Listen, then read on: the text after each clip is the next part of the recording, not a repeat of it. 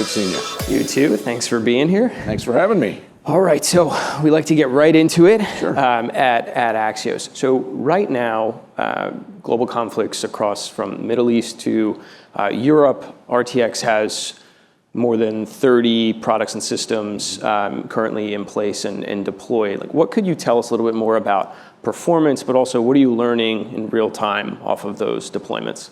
Yeah, first of all, thanks again for having me here.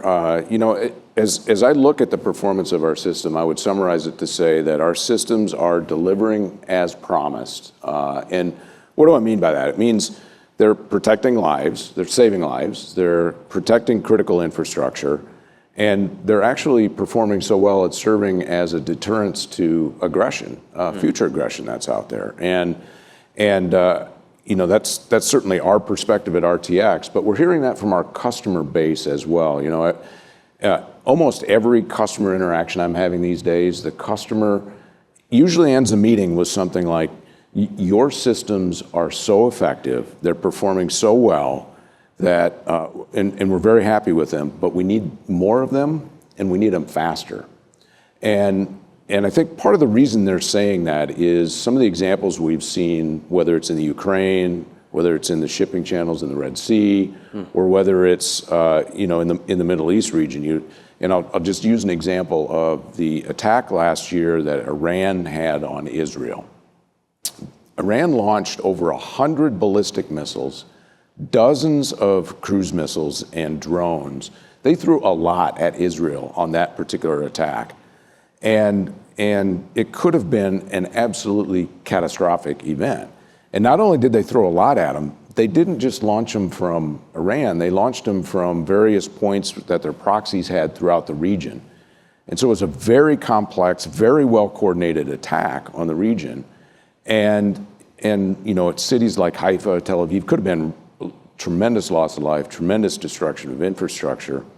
But what resulted was there was only one death that night. Now, that's one too many. We never want to see our systems let anything through. But setting in context of what it could have been and how that transpired, and some of the things we learned was the effectiveness of the system. So it started with the radars, for example, that we produce. Things like our TIPI-2 radar, the Patriot system, our airborne APG-82 radars. They detected the launches. They characterized them in terms of what is the threat, where is it headed, where is it coming from, and then they continued to track them. And that really enabled then the effectors that we produce, like the family of Standard missiles, the AMRAAMs, for example, to destroy virtually all of those targets. And so when you see the results like that and how proven the systems are in battle, they're battle tested, that's creating that pull from our customer. They're asking us, give us more, give us to them fast, or give us those systems even faster. Yeah. Let's stay on that point a little bit more, the feedback from customers needing more, and also the administration obviously is in a place they want things to move very fast right now. How is RTX positioned to help meeting that more faster type of deployment? Yeah, it's a huge focus for us right now. And in fact, it's when you see the results like I just talked about, our systems performing, it's a real motivation factor for our workforce, that we wanted to continue to deliver. And so we are very focused really in three key areas in the business right now. The first is ramping up production in terms of everything that we've got. We've got hot production lines for all these systems. In fact, if you look at the weapons, the key interceptors that we're producing across RTX, on average, we're increasing production rates this year 74%. A couple examples of that I'll use. Our Coyote interceptor. So this is the interceptor used to counter unmanned aerial systems, so counter UAS systems.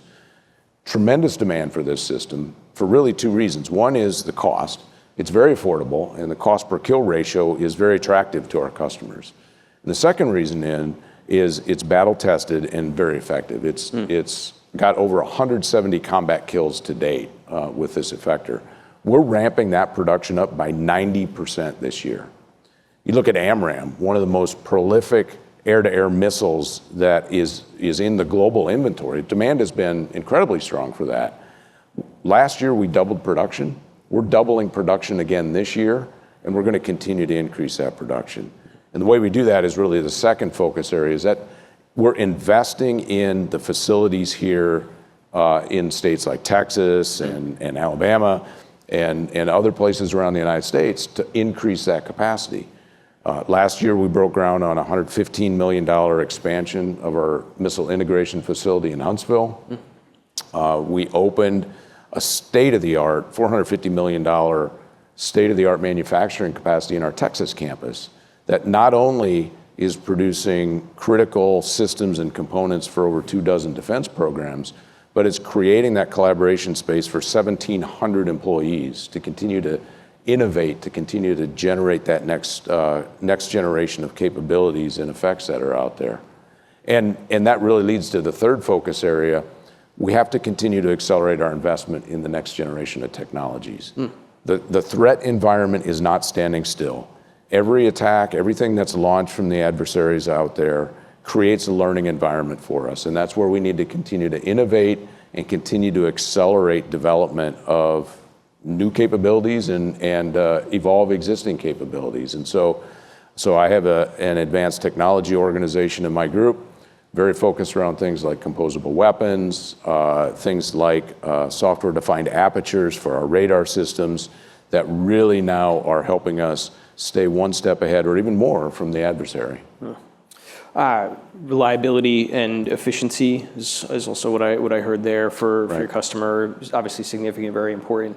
On the commercial side of the business, are there principles that you've learned to help with some of the kind of applied defense acquisition, speeding up some of this deployment, some of this delivery that you can apply on the defense side? Yeah, absolutely. In fact, RTX is very well positioned to leverage that commercial. You know, we got a nice balance across RTX between commercial aerospace as well as the defense segment as well. And so that's one of our core tenets in the organization is how do we take the commercial technology that's really at the forefront of what's going on in that and leverage that into our defense products as well. What that does for us is it allows us to deliver capabilities faster.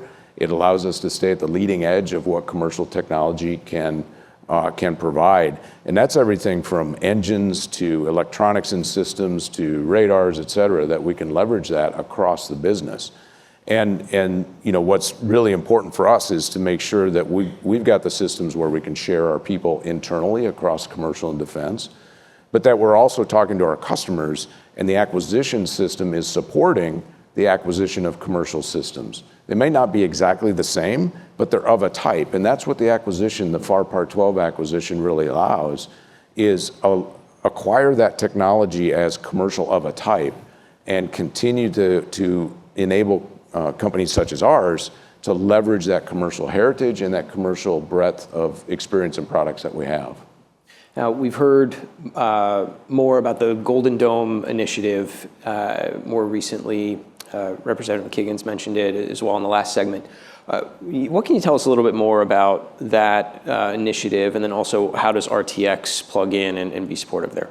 Yeah, so you know, as we look back at the threat environment, the capabilities of the potential adversaries that we have out there, they can, as I mentioned, they continue to evolve their capabilities. They have high-end ballistic missiles. There's hypersonics that are in development right now. And all of those present a threat to the United States.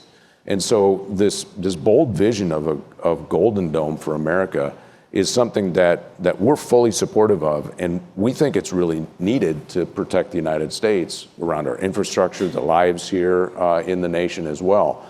And so we're absolutely very supportive of this, and we think it's very achievable too. You know, there's always some question about how achievable is this, just, you know, PowerPoint engineering. We think it's very, very achievable for us to go do, and we're embracing really three principles around Golden Dome that we think make sense for what the administration has laid out for vision. The first is start with those existing proven systems that are in inventory today. You've got hot production lines for. They're battle tested, they're proven in areas around the world, and start building them out. You know, within the next 6 to 18 months, we could deploy at half a dozen to a dozen critical infrastructure sites, key capabilities in terms of defending against unmanned threats, aerial threats, cruise missiles, ballistic missiles. Those systems are available today. And then over time, what you do is the second key principle is continue to innovate around the next generation of capabilities to fill those gaps, extend the capabilities with some systems that allow for longer protection systems, for example. And then the third key principle is embracing that this is an all-of-industry approach. It's not just a defense industry. As much as I'd like to say RTX could solve the entire Golden Dome problem, reality is we can't. We have to partner with commercial businesses. We have to partner with maybe those companies that traditionally haven't been defense systems providers, because the technology is there, the capability is there, and we fully believe that this should be an all-of-industry approach. Mm-hmm.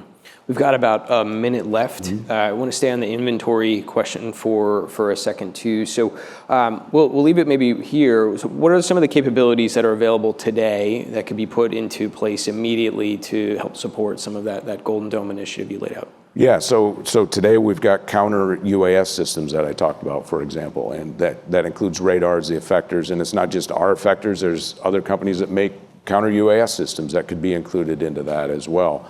You add the National Advanced Surface to Air Missile Systems, or NASAMS, to help defend against some of those aerial threats and cruise missiles. You build Patriot around that as well, that now you start to defend against ballistic missiles, and you can do that at critical infrastructure sites today.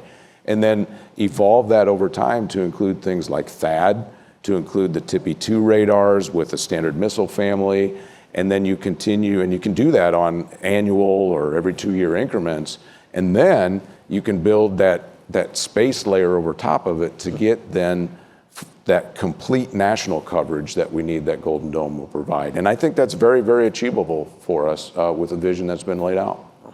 We're about to get the hook, Phil. Really appreciate your time today. I think we all learned a lot in the smart brevity format of 12 minutes or less. Thank you again for being here. Thank RTX again for their support today. Hope you all stay around for our next guest and my colleague, Alex Fitzpatrick. Thank you. Thank you.